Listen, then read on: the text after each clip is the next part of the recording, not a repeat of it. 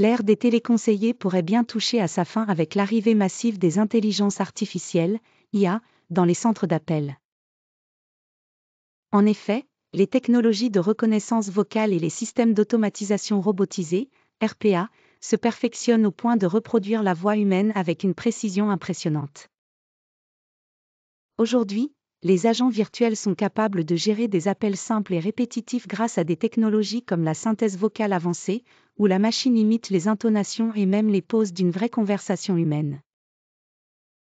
IA et centres d'appel, une mutation profonde. Les entreprises investissent massivement dans l'automatisation de leurs services clients pour gagner en efficacité et réduire leurs coûts. Des outils tels que les chatbots et les assistants virtuels sont déjà capables de répondre aux questions de base, de vérifier des informations sur des comptes clients ou de guider les utilisateurs dans des processus simples. Et quand les questions deviennent plus complexes, des outils d'intelligence artificielle comme ChatGPT ou d'autres IA génératives interviennent pour analyser des demandes plus détaillées et fournir des réponses personnalisées, transformant ainsi la manière de traiter les requêtes clients.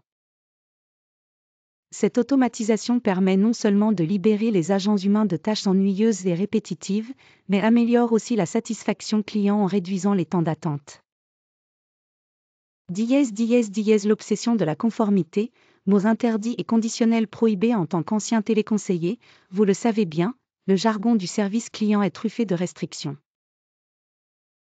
Les centres d'appel imposent aux agents d'éviter des termes qualifiés de négatifs comme impossible, attendre ou même problème. En parallèle, l'utilisation du conditionnel « je pourrais, cela devrait fonctionner » est strictement bannie car elle pourrait indiquer une incertitude au client, ce qui est jugé inacceptable. Pire encore, plusieurs marques imposent également l'interdiction d'utiliser leurs noms comme des noms communs. Le langage courant doit éviter les marques déposées comme Tupperware, Post-it ou même Jacuzzi sous peine de sanction. Une quinzaine d'autres exemples incluent Frigidaire, Kleenex et Velcro, des noms de marques devenus tellement banalisés qu'ils risquent de générer des problèmes juridiques si utilisés incorrectement. Des robots à la place des humains ? Pas si dystopique. Bien qu'une certaine nostalgie puisse entourer le métier de téléconseiller, l'IA représente une solution réaliste pour les défis posés par le turnover élevé dans ces postes.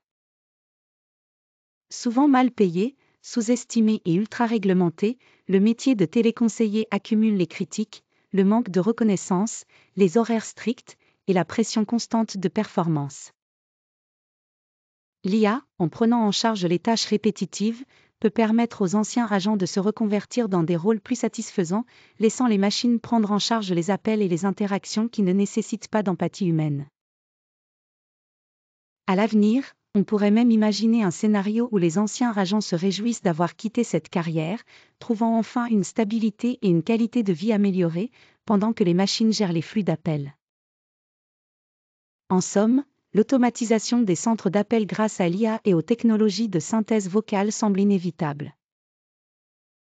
Bien que cela élimine un métier autrefois exercé par des humains, cela pourrait offrir une nouvelle liberté à de nombreux anciens agents, peut-être pour leur permettre d'accéder à des rôles moins oppressants et plus valorisants. Alors, si les robots remplacent effectivement les téléconseillers, peut-être que, pour une fois, les chômeurs seront de nouveau heureux.